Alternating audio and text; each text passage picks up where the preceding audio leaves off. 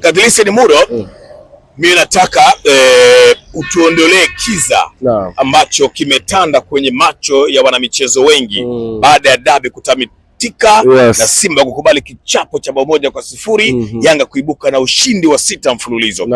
Hapa watu wanazungumza zaidi kuhusiana na goli ambalo lilifungwa na Pacome Piodo Zouzoua kwamba ni offside. Nataka tuanzie hapo. Je, ile ilikuwa ni offside ama si offside? Alafu tutaendelea kwenye matukio mengine ikiwemo la Shomari Kapombe. Yes, mjadala ulikuwa mpana sana na bado unaendelea kwa ni mjadala mkubwa kwa sababu ni mechi ambayo ina hisia na iko sensitive. Yes, by the way, mimi nilikuwa uwanjani na nilishuhudia matukio vizuri. Inawezekana sheria namba 11 kati ya sheria za michezo 17 especially za mpira wa miguu za IFAB inazungumza habari ya offside. Ikizungumza kwamba mchezaji ataonekana kuwa ni offside na atafaidika na offside kama tu atakuwa mbele ya vitu viwili. Namba 1, atakuwa kwanza kwenye half ya mpinzani wake, kwa maana nusu ya mpinzani wake, mbele ya vitu viwili, mbele ya mpira pamoja na mlinzi wa pili kutoka mwisho, the second last opponent ama second last defender. Inazungumza hivyo. Ni kweli position ambayo alikuwa amesimama Pacome Zouzoua Piodo kabla ya mpira kuwa released na Dube ambao ndo alikuwa anaukokota pale nje ya box. Ni kweli alikuwa kwenye offside. Sasa kuwa kwenye offside Cisco si dhambi wala sio kosa kuwa kwenye offside position. Sawa. Inakuwa kosa ukinufaika ama ukifaidika. Wanasema gaining the advantage in an offside position is an offense. Kwa maana ya kupata faida ama kunufaika na mpira ama na mchezo ukiwa kwenye offside position ndio kosa ambalo linaadhibiwa na muamuzi, kwamba kibendera kitanyanyuka na muamuzi wa pembeni, muamuzi wa katikati atapuliza filimbi, atanyosha mkono kuashiria hapa ni pigo huru ambalo tukienda kwenye timu ambayo ilikuwa inashambulia. Sasa Pacome alipokuwa bila shaka alikuwa kwenye offside position kabisa. Lakini wakati move inaendelea, Dube anaurelease ule mpira kuelekea kwenye boksi la Simba. Unakumbuka nani aliyekuwa anauingilia ule mpira? Alikuwa ni Max Nzengeli mpira. Kabisa. Wakati Max Nzengeli mpira anaugusa mpira kwa mara ya kwanza, bado Pacome alikuwa anaonekana yuko kwenye offside position. Ndio anapishana sasa na Max ili atafute comfortability ya sehemu sahihi ambapo hata hukumiwa tena kwenye offside. Sasa issue haipo kwamba Pacome alivyofunga lile bao alilifunga kwenye offside position. No, thank you. Alifunga bao akiwa tayari offside imevunjwa. Kwa maana ya mtiririko wa mpira ulivyokuwa unaguswa na Maxi, Rushandereke anataka kwenda kuingilia na goalkeeper ana upunch. Pacome alikuwa offside tayari ameshaivunja.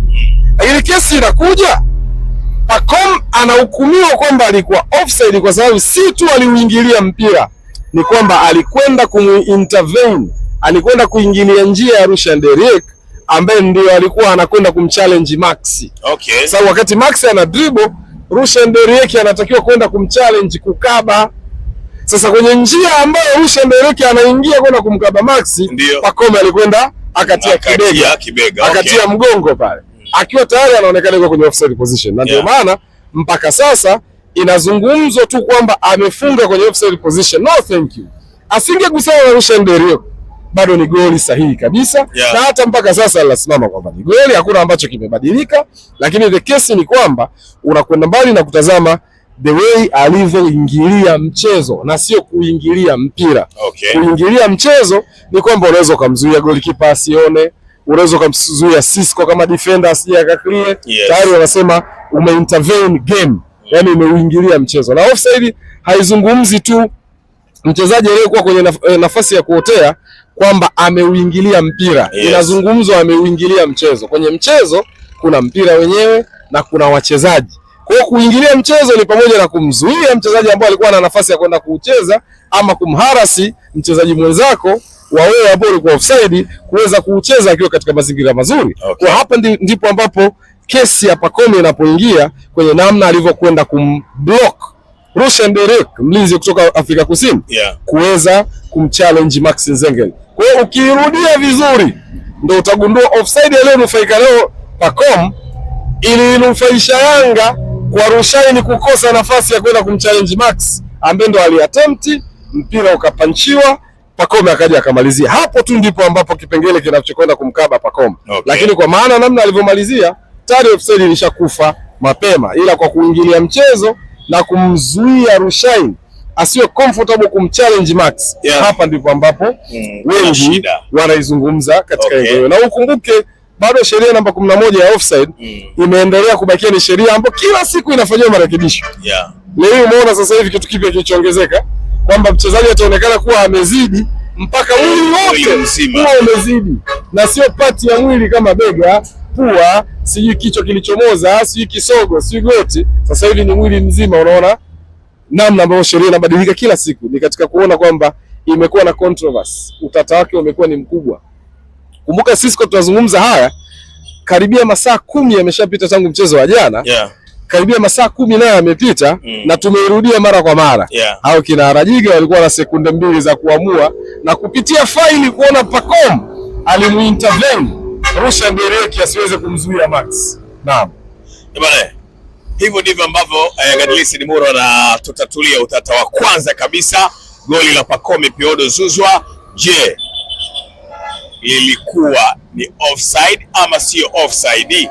Umepata kusikia maelezo mazuri. Haikuwa offside, lakini kuna namna pia alimuingilia mchezaji mwenzie, jambo ambalo waamuzi walitakiwa watafsiri kama ni madhambi yamefanyika. Nafikiri iko hivyo. Na si madhambi. Hakufanyia madhambi. Ila alimzuia Rushaine kwenda kumchallenge Max. Okay. Wakati huo Pacome bado alikuwa akihesabika yuko kwenye offside position. Yeah. Kwa hiyo hakwenda kujihusisha na mpira. Alikwenda kujihusisha na kumzuia Rushaine asiwe comfortable kwenda kumchallenge. Na kwenye mpira inaruhusiwa kumzuia mtu ukiwa wewe una nafasi ya kucheza mpira. Okay. Lakini ukiwa unamzuia mtu na mpira ulikuwa uko 50-50, maana yake wewe tayari umefanya foul. Lakini pia amefanya foul hiyo katika wakati gani? Amemzuia wakati yeye tayari alikuwa kwenye offside position. Kwa hiyo ameingilia mtiririko wa mchezo kwa ujumla wake. Sawa. Wala tunaliweka kando hilo la Pacome Piodo Zouzoua na goli lake. Gadlisi Ndimuro, nataka pia utuambie Baba Esther Shomari Kapombe na yeye amezua kidogo gumzo. Watu wanasema alistahili kupata pigo huru la penalty pale, lakini muamuzi akameza firimbi. Hii imekaaje pia? Na wewe jicho lako limeona nini hapa Muro? Nafikiri kwa jana Arajiga kama refa ambaye alikuwa Pilato wa mchezo. Yes. Kuna matukio mengi ambayo aliyahukumu sana akiwa sentimental, akiwa anahisia sana, akiwa ni kama vile amepania sana jana, kama unakumbuka vizuri. Kwa sababu yellow cards zilitembea nyingi sana. Yeah. Kila tukio tu ambalo lilikuwa la ukatili kidogo ilikuwa inanyanyuka yellow card. Inawezekana ilikuwa ni sehemu yake ya kuweza ku balance game na kuona players wasicheze kwenye tuseme ule ukatili wa kiwango cha juu. Yes. Lakini kuna baadhi ya matukio ambayo yalikuwa yanastahili kuwa foul, baadaye unaona mwamuzi alikuwa bwana, huu mchezo wa kiume ni mchezo wa kugusana, tunaweza tukaendelea.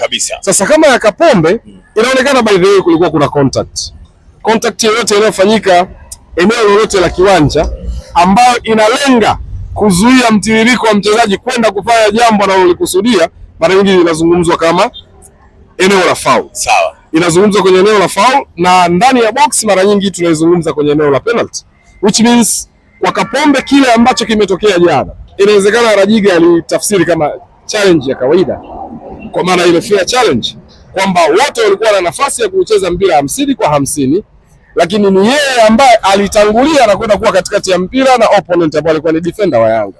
Kwa hiyo mimi binafsi kwenye ile ya Kapombe sikuona kama ilikuwa na shida kwa kiasi hicho, kwa sababu mwanzo ulikuwa unaona kama wanacheza 50-50, na ni kama mwamuzi alikuja akatafsiri kwamba Kapombe alikuwa tayari yuko desperate, anaitaka na anatengeneza mazingira ya kuchukua saikolojia ya muamuzi mapema aweze kumnufaisha kwenye ile tukio. Lakini inaonekana bado ilikuwa ni challenge ambayo hata kwa upande wa Yanga kuna matukio ya aina hiyo niliona yanatokea. Okay. Ambayo contact zinatokea ngumu, lakini muamuzi bado alikuwa anaruhusu ziendelee. Sasa kama eneo la kuchezea katikati ya kiwanja kabla ya kufika kwenye mabox, muamuzi alikuwa anatafsiri kwamba sio foul, endelea kucheza, whether amefanywa Simba whether amefanywa Yanga. Yeah. Unaona kabisa saikolojia ya muamuzi haikuwepo jana kutoa foul ama penalty ambayo ilikuwa inaonekana easy kwa kiasi kile. Okay. Yes. Kwa hiyo kwako ile haikustahili kwa mimi binafsi kwa Rajiga alichokifanya 100% inawezekana yeye alitafsiri kwamba hakukuwa na contact ambayo inamshawishi yeye kutenga mkojo wa penalty. Lakini kwa mimi binafsi nimeitazama bado haikuwa inatosha kwa kiwango hicho. Sawa, Godlisten Dibuno, tutazame sasa performance nzima ya mwamuzi na waamuzi wa pembeni pia, asilimia ngapi ambazo unawapatia baada ya ule mchezo kutamatika, na kama kuna matukio tata mengine ambayo tumeyasahau tuyaweke hapa tumalize vizuri, ili tumalize hili swali la matukio tata yaliyojitokeza kwenye mchezo wa Simba na Yanga. Yes, nafikiri mara nyingi tathmini ya waamuzi inatolewa na yule msimamizi wa waamuzi anaitwa referee assessor. Yule ndio mara nyingi anapitia kila kanuni na matendo ndani ya kiwanja yamefanyika kwa utimamu kiasi gani. Kuanzia kwa fourth official ambaye alikuwa Kayoko, kuanzia kwa assistant referees wawili kulia na kushoto, lakini mwamuzi wakati ya Rajiga. By the way, ile ni mechi kubwa, ni mechi yenye homa, ni mechi ambayo iko very sensitive. Mara nyingi tunazungumza kwenye eneo la kiwango gani cha utafsiri wa sheria kinafanyika ndani ya kiwanja, lakini kuna yale matukio ambayo ni busara ya muamuzi. Najua Sisco ana yellow card na timu yake iko nyuma kwenye mchezo, na kuna tukio analolifanya unaliona hii ni saikolojia iliyoharibika. Sio nyakati zote mwamuzi ataingia kwenye mfuko atoe akupunguzeni tu kwa sababu umefanya tukio la ajabu. Kwa mfano, kuna tukio lilitokea la Nabi Kamara kudundisha mpira akiwa tayari ana yellow card, kama unakumbuka vizuri. Inawezekana Rajiga aliliona lile tukio lakini akameza. Kwa sababu tayari alimuona pia Ramadhani Kayoko alimuita, alimwambia amedundisha mpira. Akasema akaipotezea, akamwambia nimekupata, lakini you understand, meshi mwanangu. Ni kwa sababu mwamuzi anaangalia psychology of the game. Saikolojia ya mchezo kwa wakati huo ikoje. Si kwamba saikolojia inasababisha tu mchezaji afaidike hata akifanya kosa. Hata Ufaransa Zizou alipigwa red card wakati ndio alikuwa mchezaji muhimu 2006 kwenye finali ya Ufaransa dhidi ya Italia. Lakini ilikuwa ni katika tukio moja, huyu alikuwa desperate, anakwenda kufanya kitu ambacho kitaleta sintofahamu ndani ya mchezo. Lakini mimi binafsi naona walimudu kwa kiwango kidogo, whether 50% mpaka 60%. Kuna matukio mengi sana ambayo yalikwenda tofauti. Mimi niliona eneo kubwa ambalo inawezekana walilitazama kwenye eneo la huruma kupita kiasi. Inawezekana ni fouls nyingi ambazo zilikuwa zinafanyika, labda tungeshuhudia fouls za kutosha ama kadi zaidi ya zile zilizotoka jana. Sub teams zilikuwa zinafikana kweli kweli, na players unaona walikuwa kuna wakati wana commit madhambi ambayo ukienda kwenye michuano ya kimataifa marefa ambao mara nyingi wanatoka nchi za kaskazini, Afrika Magharibi, Afrika Kusini, nyingi ukikuta players wanapungua kwenye kikosi. Kwa hayo nakumbuka Kagoma mechi ya Berkane anaondoka kwenye mchezo kwa red card, kitu ambacho ingekuwa kwenye mechi ya kibongobongo usingeona refa akitoa hiyo, sababu unakuta kuna wakati busara zinatumika zaidi kuliko namna wanavyofuata sheria. Kwa mchezo wa jana wamefanikiwa kumudu kwa kiwango walichoweza, lakini tukio ambalo naweza kuta limewaingiza kwenye utata ni hii ya bao ambalo wafunga Pacome, ambao limegeuka kuwa ndio topic kuu baada ya mchezo huu. Lakini mengine yote naona bado walifanikiwa kuyamudu kwa kiasi kikubwa sana. Tukio lingine ambalo mimi naona marefari walipaswa kuimprove jana, ambacho ni kitu kinatokea sana kwenye ligi yetu, ni namna ambavyo inatokea timu fulani ina commit aina ya tabia zisizokuwa za kiungwana ndani ya mchezo, labda mara 3 mara 4 mfululizo ndani ya muda mfupi wa mchezo. Lakini mwamuzi kwa sababu alishatoa adhabu dakika fulani, haya yanayojirudia anajiingiza kwenye mtego wa kuonya kuliko kutoa adhabu. Anazungumza zaidi kuliko kutoa adhabu. Of which kwenye football kila kitu ambacho kinatokea kihukumiwe kwa wakati husika, si nyakati zote ambazo mwamuzi anatakiwa tu kuwa na hekima. Kuna wakati anatakiwa kuwa na uwezo wa kufuata zile sheria 17 za mchezo wa mpira wa miguu. Lakini hawezi kumbuka, hawa ndio seti ya referees wa jana, ndio seti ya marefa ambao watakwenda kwenye mchezo wa Afrika wa hatua ya awali ya michuano ya Champions League kati ya ASCO Kara ya Togo dhidi ya RS Berkane.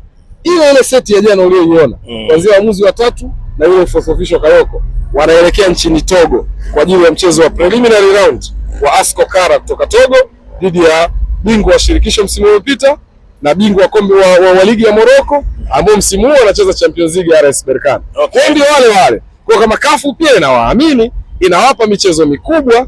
Chani pia Rajiga alichezesha, inawezekana kuna makosa yale ambayo huwa atasema ni human error, ambao haya wenzetu wamefikia mbali, wanatumia VAR. Mwamuzi anaitwa na discuss kwenye monitor, anarudi na jibu lilikuwa sawa. Inawezekana hata bao alilofunga Yanga jana, kama kungekuwa kuna VAR, huenda kungekuwa kuna hisia mchanganyiko, whether ikawa bao ama mwamuzi akatafsiri kuna interference yoyote. Ndio. Bwana, mimi nikupongeze sana kwa uchambuzi mzuri katika ile sehemu. Asante sana Sisco.